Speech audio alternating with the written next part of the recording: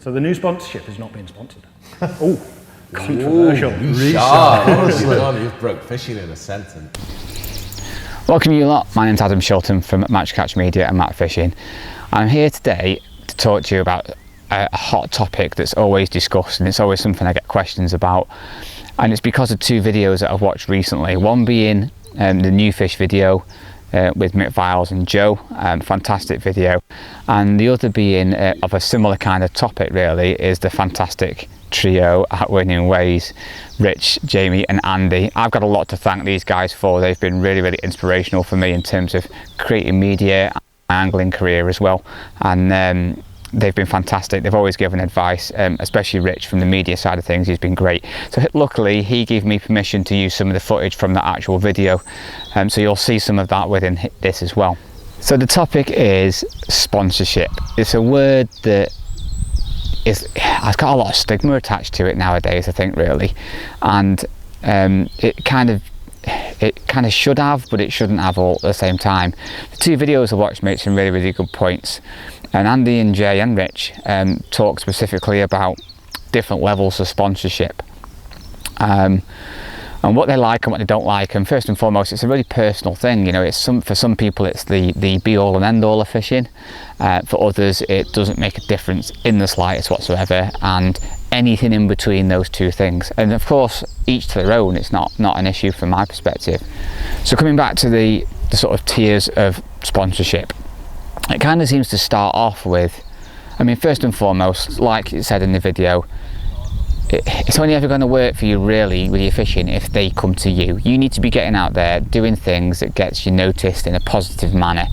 So from a fishing point of view, you need to be going out there and getting consistent good results, and posting it the right way on social media, not just a picture of your seat box and the peg.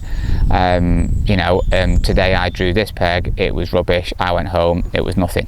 We've all done it, I've done it, but it's a case of trying to put something out there that people want to read, that you people want to read, that I want to read when I'm looking at other people's posts as well.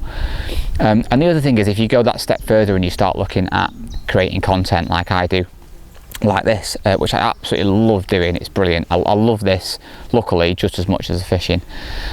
You've got to put stuff out there. It's not just about putting one camera on, filming your match, picking out a few little bits and bobs and then sending it out there. There's an awful lot more to it if you want to do it at a professional level, or a level in which we're operating at the moment.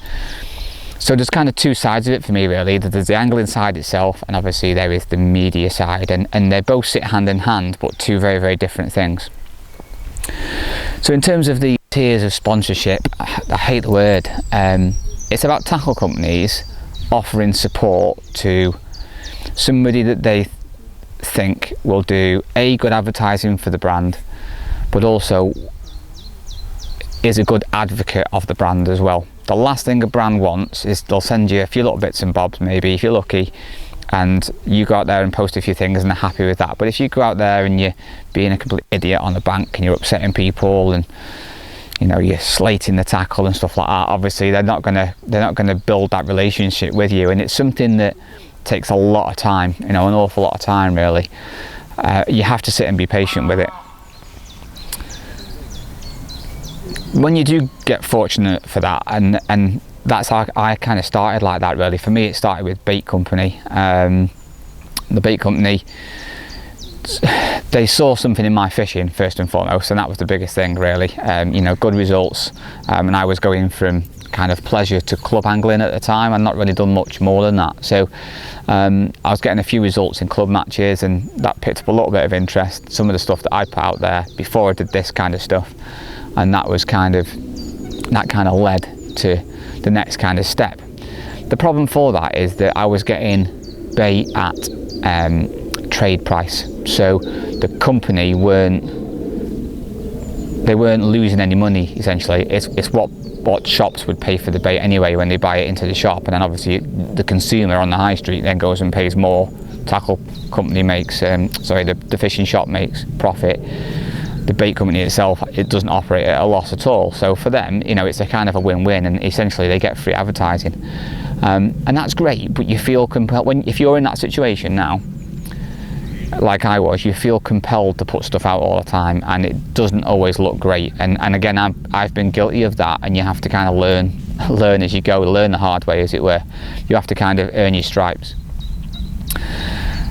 Next up from that really is things like, obviously you can level up from that a little bit where you're getting free bait. So in my case, my media started to get better, and in exchange for producing media, which is really time consuming, I'll go into that afterwards, but it's really time consuming, but in exchange for that I was then getting free bait or an allowance per month. So for example, when I was at Spotted Fin, I had a certain amount of money that I could spend free per month in exchange for producing videos for their media, and still photographs, all that kind of stuff, everything for media, website, shopping, social media, channels, the whole thing.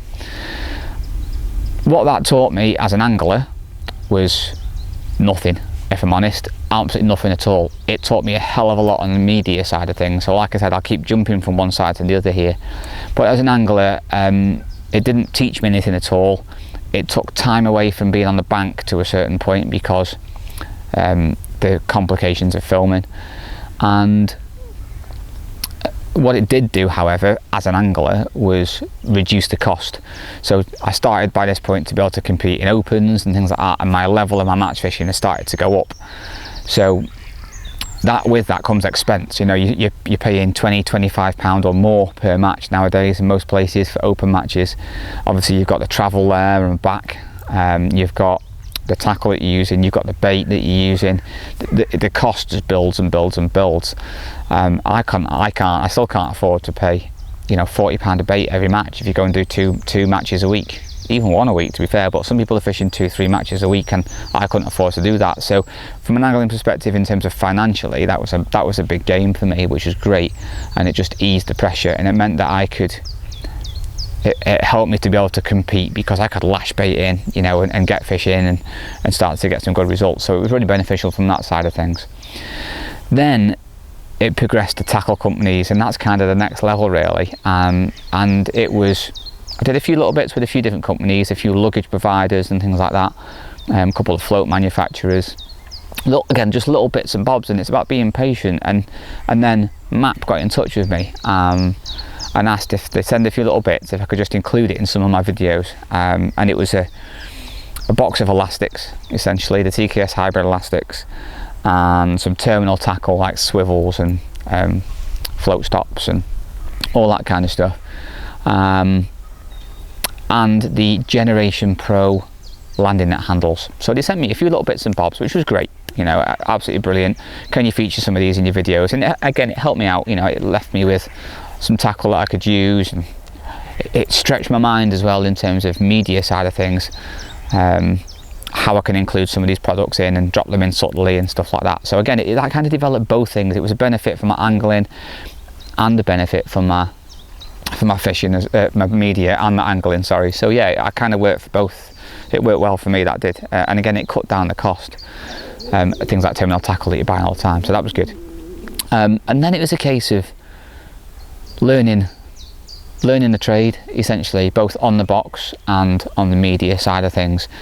And it's about showcasing products in a professional way. So if you're kind of on that journey now, really look at the top channels. MAP and Preston Innovations do a good job as well, Guru. There's quite a few really good channels out there now, but look at those professional channels and look at how they produce their media. And I'm not saying copy it, but in terms of the way in which it's laid out, the format of it, the way it's structured, the way it flows, all that kind of stuff, you know, media flow is really important, because it's those kind of things that capture your attention in watching the videos. And that's the difference in you turning it off in a few minutes and you keep watching it. So it's a case of learning the craft as you go, really. So I was really fortunate then to continue doing some stuff with MAP. And it just built, it just grows, it grows, and you know, over kind of a nearly 2.5 year period, you just learn more and more and more. And you know, I might as well throw it in here at this point, a massive thank you really to Mike, Pat and Tony at MAP, because they've supported me absolutely amazingly, and I've learnt loads from the stuff that they've done, from the conversations, from the to-ing and fro-ing that we do. So you know, big thanks to them, and it's been a brilliant learning curve, and I'm still learning, you know, far from there yet. And from a media perspective, that's been amazing. So how did that affect my angling? It did, in some ways it took me away from the angling, which is a pain to try and balance it out, because I worked full time as well, and kids and family and all that kind of stuff. But in other ways, it sharpened some of my skills up as well. It meant that I had to be, you know, it improved my accuracy in terms of my angling. When you've got a camera set up on a certain area on the swim that you're fishing, and your float sat there like that, you know, you need to be going back to that same spot every single time. You can't keep checking cameras and getting on and off the box. So you've got to be confident you're going back in on that exact same spot each time. So things like that, it really improved for me. And it made me think again a lot more about how I'm catching fish, and to keep the fish coming, and doing things, because you're doing it for camera. So it did improve my angling from that perspective, which is brilliant. But be patient, you know, if you get to that stage. Over the last kind of 2.5 years, I've had a few offers from a few different places, and the biggest thing for me was, and this is what it comes into what Mick and Joe were saying on their video, it's about being an advocate for the brand. I wouldn't want to promote something that I didn't believe in, and I was patient, and I stayed at MAP, and it's because I love the brand. As an angler, I absolutely love the brand. The tackle is fantastic. The range that we brought out since spring last year, over the last 12 months, has been amazing, and obviously it's still going. There's loads more to come as well. I've filmed a piece with a new landing net handle this morning, which is fantastic. We've got the G series as well that's coming through, the pole series, which is just a massive improvement on the 3G range that was there before. So it's really exciting to be involved in MAP, and I'm really privileged to do that. It's fantastic. What you need to be careful of is making sure you balance the two things out. So for me, the media side, it really can take away from your fishing. So you have to sort of just be careful how you work things out, because when you're out filming, it's not fishing. You know, I can be out, I did a day's filming a couple of days ago. I was out on the bank at 8 o'clock in the morning, and I left at 4. I actually only fished for 1 hour and 20 minutes in the time that I was doing that filming that day, because I'm doing lots of stuff like this where it doesn't always involve fishing. So you're not actually learning in terms of, from a fishing perspective. What it does is it takes you away from the angling, because you're doing all these things. You know, you're setting up multiple cameras. I'm sat facing you lot at the minute, and there's 2 set up there. The video I've just done, there's been 3 for some close-ups as well, so I'm actually currently staring at 3 cameras at the moment. So it's making sure that all those things are set up correctly. And when you're on your own like I am, and doing both jobs, it's difficult to get on and off the box, you know, and that affects your fishing and things like that. So it's not, you know, there's a stigma there, and they say in the video as well, it's not fishing. Filming is not fishing. You're not practicing, you're not learning anything, you're not trying stuff out. You're literally catching fish to order for you guys at home, so it looks good on camera. That does come with a pressure, a bit like match fishing really, and I love that pressure. I think it's brilliant. Again, that's something that's improved my fishing a little bit, but still, you know, it's not fishing. If you want to push on even more, I think you have to, for me, I have to put the media aside a little bit. You know, I love doing the media, and I did this last year. I covered a lot of stuff last year, and it was kind of the push that's led me to where I am now really. But what I needed to do was just spend some time match fishing. So I did a lot of opens and a couple of festivals between, sort of in my local area really, but between Partridge, Western Pools and Old Huff. And I really just focused on the fishing. Didn't take cameras everywhere with me. Just got some fishing in there. Spent a whole week at Western Pools, which was absolutely fantastic. Just get yourself there if you've not been before. What a place that is. But I just had to concentrate on the match fishing and get the results where I needed to be, and get my angling where it needed to be without the complications of media and filming. So that was absolutely brilliant as well. And sometimes you have to do that. You have to push on for that next little bit. Recent conversation for me with some very well-known people was you're able to talk about those match results, which is fantastic, and it puts you in good stead for things that are coming up. And again, always learning. So you're always learning from an angling side, always learning from a media side. I am far from done. What is the most important thing? despite all the things that I've talked about, is that I come onto the bank and enjoy it.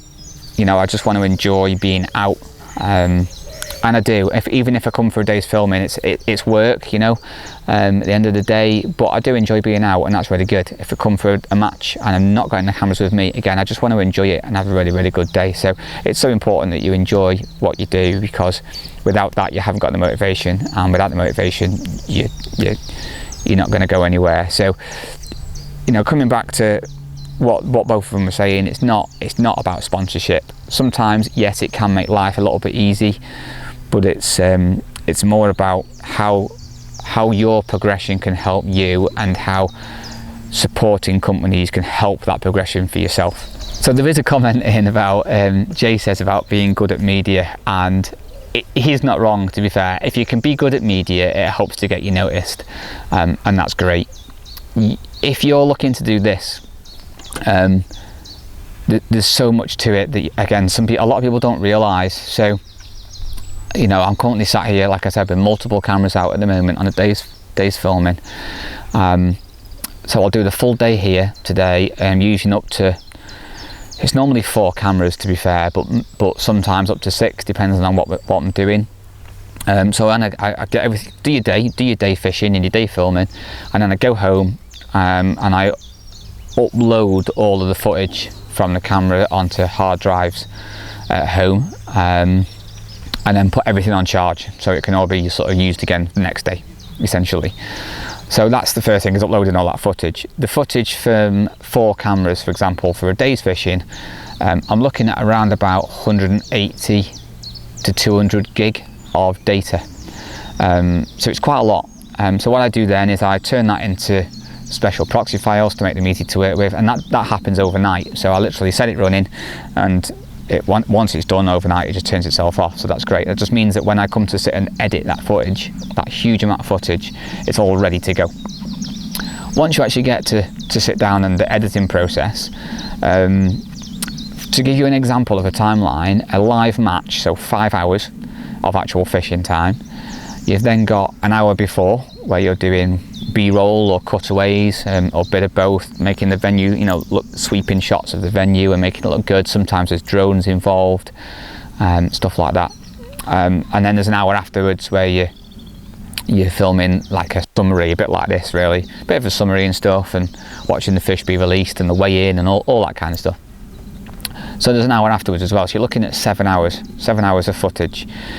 To edit that into a live match for you guys at home, which is, you know, between 50 minutes and 90 minutes of a final video, that'll take about 2 to 2.5 full days work, essentially, because there's a lot to do. You have to synchronize all the cameras that we're filming that day, so you can see them all operating at the same time, and choose which picture to use.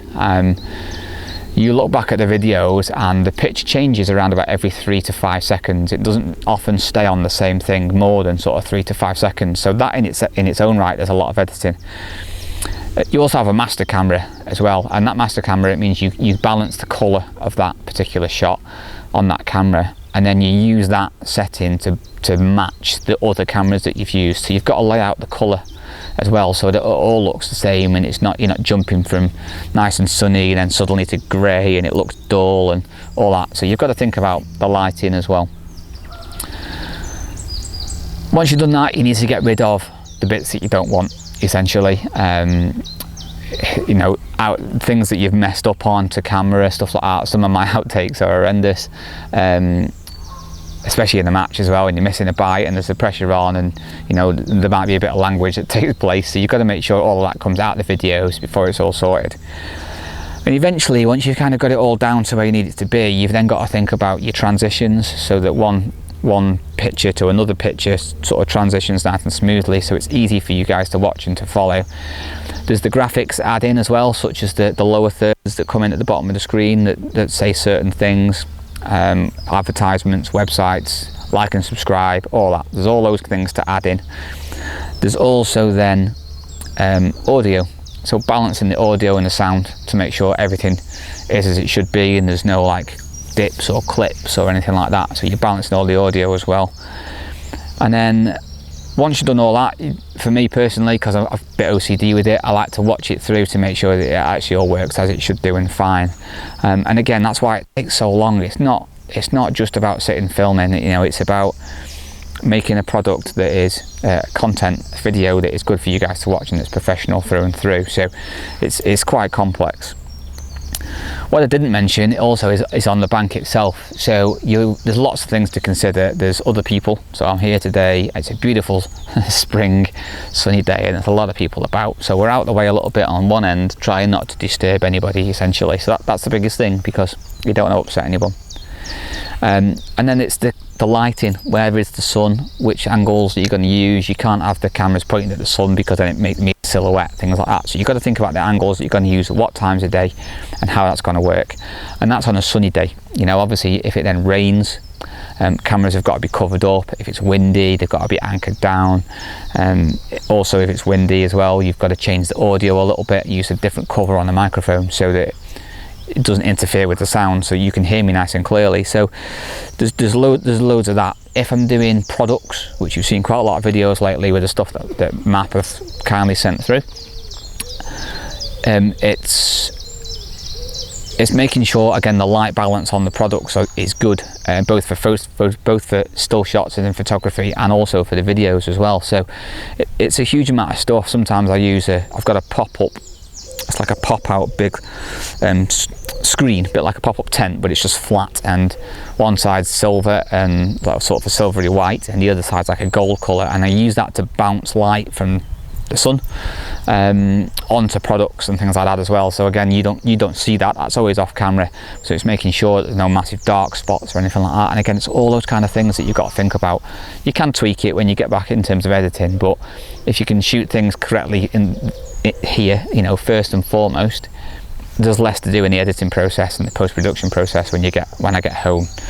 So there you go, you know, massive side to putting it all together essentially. And I've not even included how you describe things and how you speak to camera, and there's, like, you know, a whole host of other stuff as well. So it really is quite complicated.